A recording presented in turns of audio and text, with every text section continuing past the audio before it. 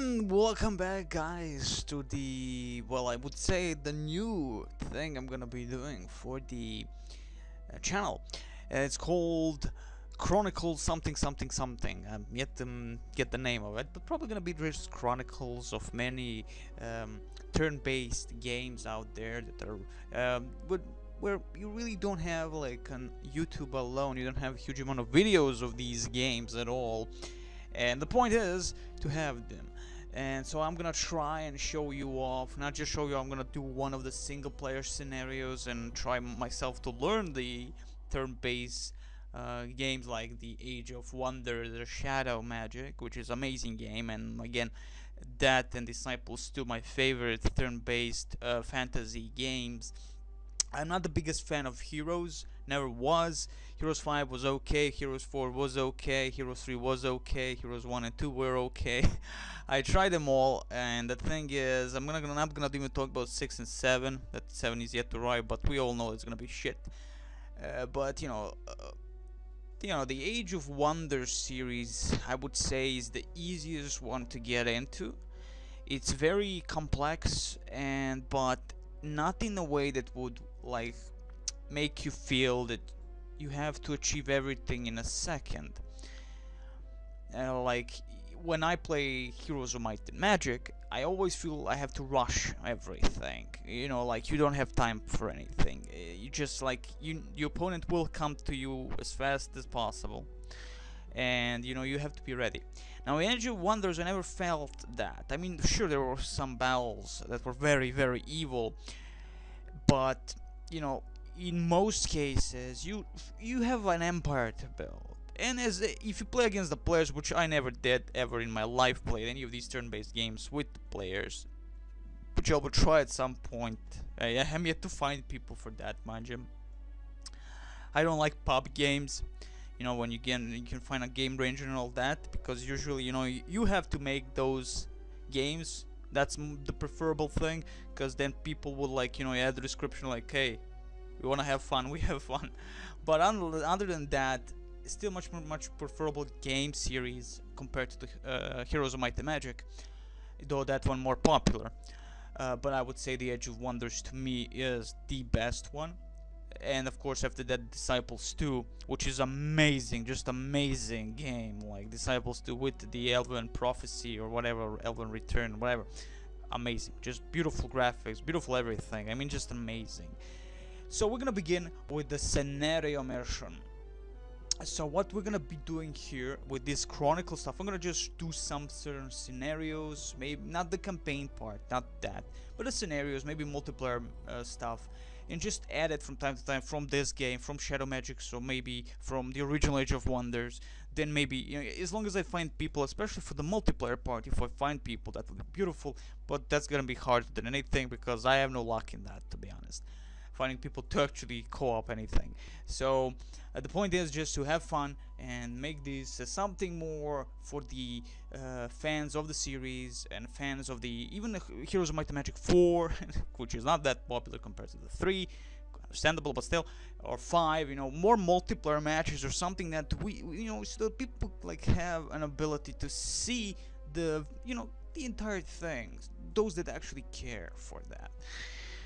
So let's begin one of the single missions, which we'll choose now in Shadow Magic, which is again an amazing game, beautiful graphically, beautiful music, beautiful everything. I had to lower the music because these games, all games like Heroes of Might and Magic 3 and 4, have ridiculous sound effects. Like you lower it on the lowest setting, it's still gonna be so strong, unbelievable.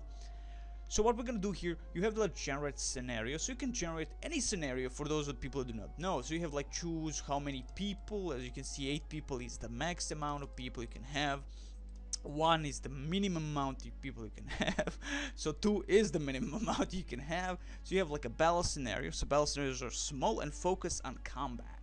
Epic scenarios are huge and provide a long and varied game. Archmage scenario. Archmage scenarios are small and focus on spellcasting. And Empire building scenarios, Empire building are huge and focus on founding your own cities. So that's beautiful. Of course, you have the advanced settings, which again is you can choose every single thing, right? You have like, what magic spheres do you want? What races? Now there's a huge amount of races you can see yourself. These are all the races you can choose, and you know, every one of them is unique and beautifully designed and graphically just unbelievable. Again, I do prefer the lore of the Age of Wonders and the Disciple series compared to Heroes of Might and Magic, but I will have to at some point give that also a chance, so to speak. Just finding people for that's gonna be hard. So we have the allowed terrain. You can like have underground and shadowlands, which shadowlands are totally different kind of terrain. They're like below underground something, you know, they're the different dimension actually, if you will.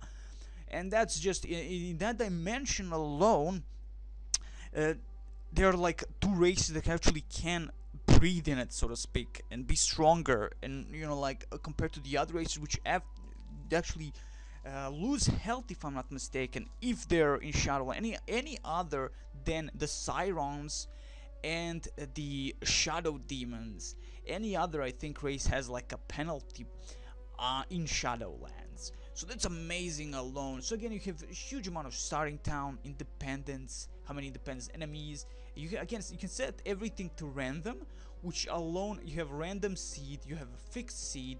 You know, you can do whatever you want, make your maps however you want, and they're probably gonna be amazing. Again, I never actually played not one single, well, okay, first missions maybe, but in this scenario type stuff, never ever finished one, not one, in Age of Wonders series, not a single one.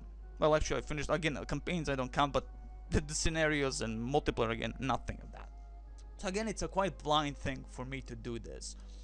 So again, we have here a huge amount of smaller scenarios. Well, not a huge amount, but you have, again, I will put a link of the fan website that you can download every single thing. You have like a World of Warcraft map if you want, scenario map that is, and then of course you have like, I mean, you have everything. You have Lord of the Rings even. Amazing, huge amount of events that happen, you know, just amazing.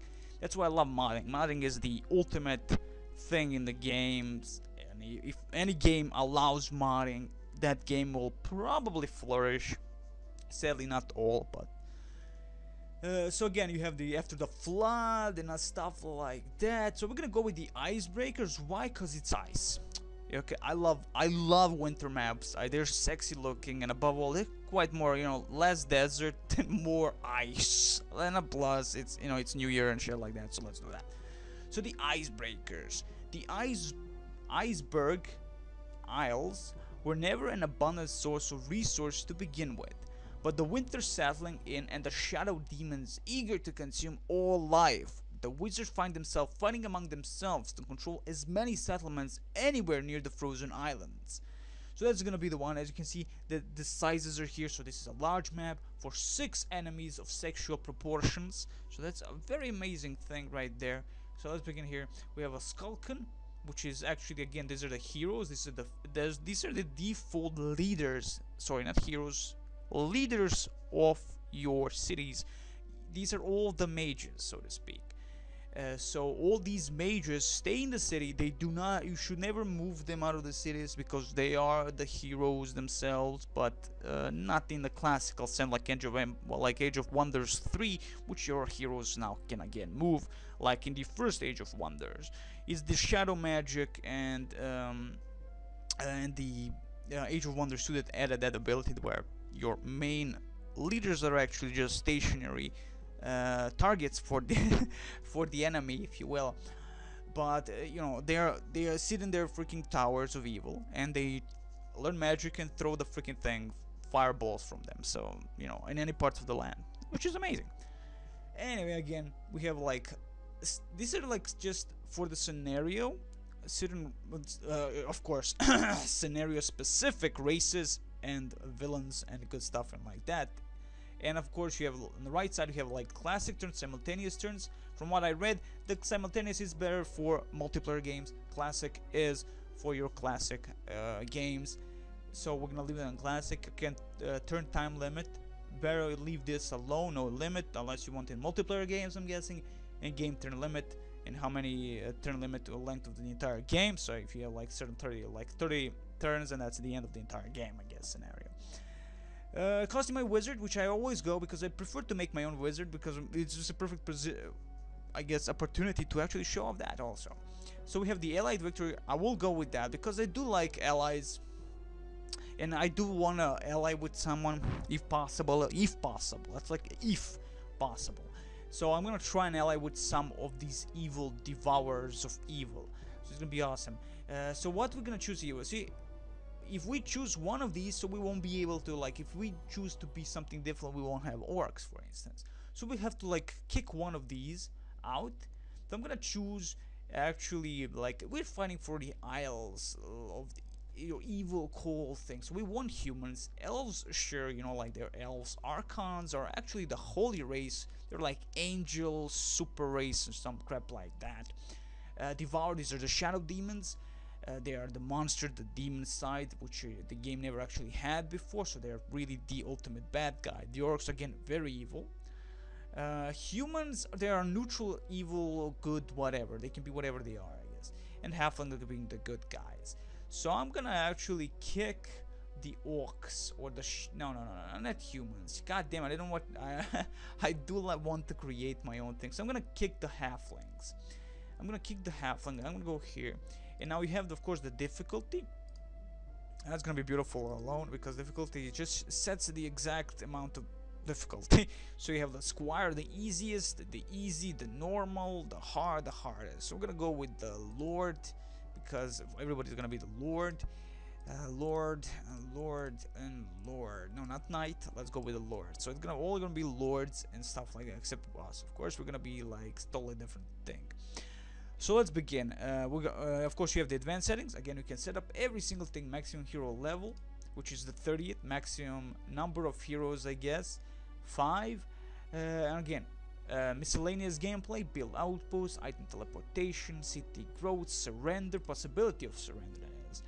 Again, wooden walls, you know, I mean, huge amount of options for your games if you're that much preferable. Of course, the starting magic, level of the magic, that is, you want at the beginning, which again, on the bottom screen, you can see exactly what it gives, what it does, and how cool it is. So we're gonna leave them at their default here, and leave that alone, and then we're gonna go with start. And that will, of course, because we have chosen to pick our own freaking wizard, so we're gonna build our wizard alone. So we have, of course, you have the default wizards from the main storylines. So again, you have the I think my favorite race would be probably the Frostling, because they're quite unique, I guess. But all races are beautiful, especially the nomads, I must say. Again, a huge amount of choices you have here, huge amount of leaders if you don't want to build your own. So we're gonna go with the air specialist. Now, why air? Because it looks like awesome. The power to control the skies and the winds falls within the sphere of air. Spells of the air sphere typically revolve around the manipulation of wind, lightning, and cold. Cold is the very essence of demon, so it's gonna be beautiful. So we're gonna pick actually the Frostlings. I think we're gonna keep the Frostling as a main race. So you have skills, specific skills that allow you specific stuff. As you can see, skills give special bonuses to your wizard and his or her empire.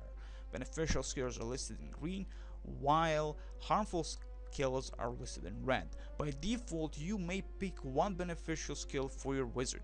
If you take a harmful skill, you may take an additional beneficial skill. The effects of each bonus and penalty will have a significant impact on some aspect of your wizard performance, so choose wisely. So this is something I will immediately choose. I will choose definitely one of the beneficial and one very awesome skill.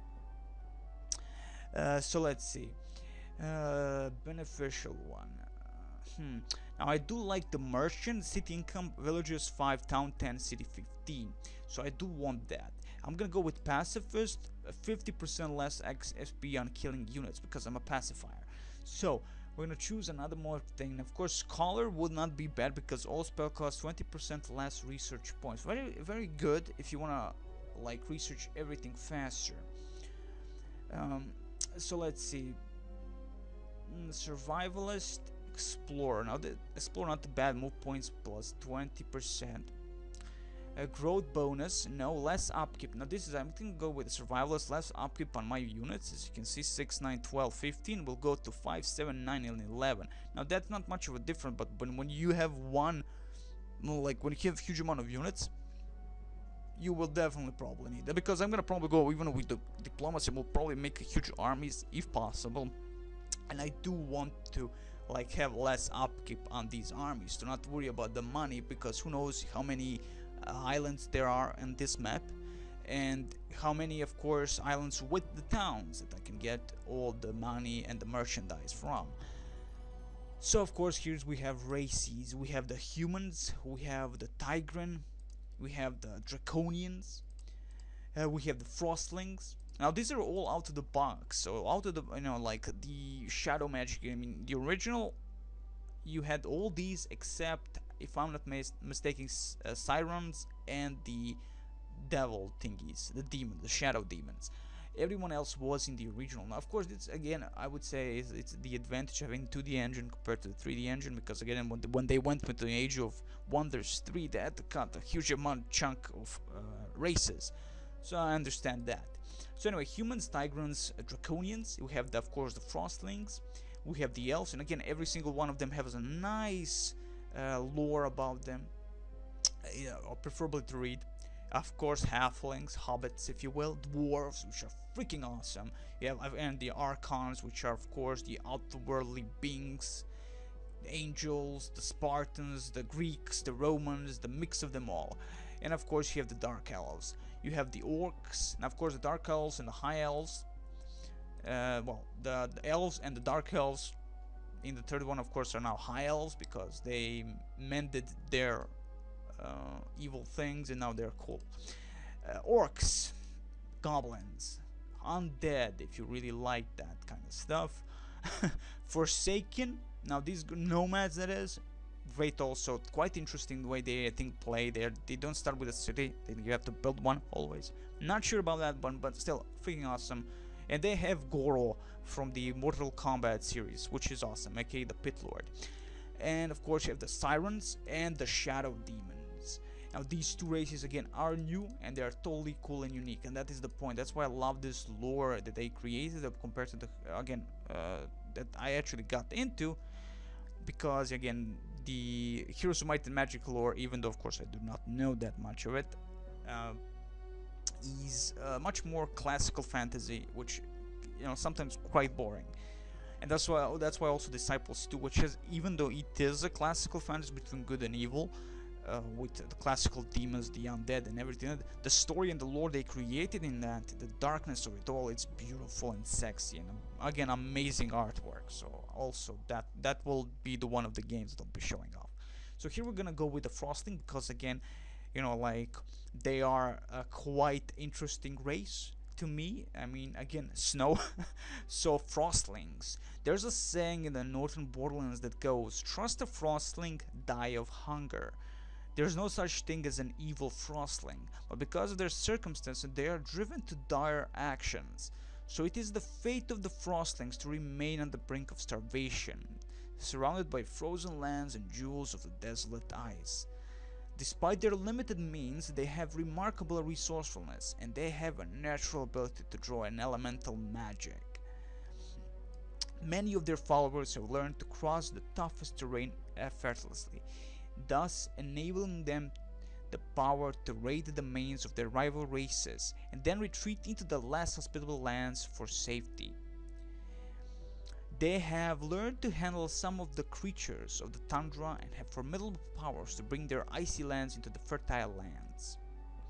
Frostlings appear similar to goblins in form, but they do not possess a goblin's mind. In times of peace and abundance, the Frostlings have forged legendary structures and adorned their world with glittering diamonds made of ice. 8,000 legends surround the enigmatic Frost Queen, who often takes shelter among Frostling cities, while the lights of the northern sky blink, crackle, and bend to protect the Frostlings from malicious forces desiring to steal their secrets. Still, again, I love that. That actually reminded me immediately of Conan for some unknown reason, which I adore. Of course, I love the comic books and I love the original story. This is beautiful. And I'm gonna pick the Crosslings with their merchants, mind you, even though they are, again, it would seem quite xenophobic race. They're trying less to have anything with the other domains, but still I'm gonna try to go with merchant and survivalist, because survivalist, I think it's perfect for them, and a pacifist, because I mean I think they just do it, you know, like attack because they have to, you know, and that's the beauty of it. So here we're gonna go with this portrait. Actually, this is perfect for the Snow Queen. I think this is the default portrait for the Snow Queen. I'm not so certain, but I will go with that because she looks quite beautiful. Arctica, no, we're gonna go with one of mine, and we're gonna choose one of the beautiful. We're going with the pink color. Pink color is a pink of evil, so we know all that. So yeah, that's it. And of course you can enter your own portrait. I mean, there is ability to add new portraits and all that. That's beautiful right there.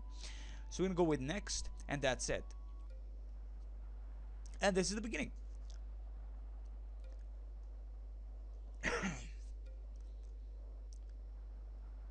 Now of course you can see that everybody's moving, and here we are, the very beginning. And of course your wizard comes from the sky and all the good stuff. And the good thing also is that when you actually choose one of these portraits, the exact portrait is actually coming down from the sky. I mean, that the exact same character, which is totally nice. Now, I never did like in the Age of Wonders the ability that you cannot have a different looking hero. They always have this kind of stuff on them. They don't have specific looks, so to speak. So they all have like this kind of always this mysterious look to them. So you can't really, you know, if it comes to only looks, you can't really get into that. But that's okay. That's really unimportant thing. So I'm gonna save here first and foremost, check everything if everything went well with the recording, and then we should move on. Of course, I'm gonna save here. And it's gonna be beautiful. Icebreakers, sure, why not? And next time.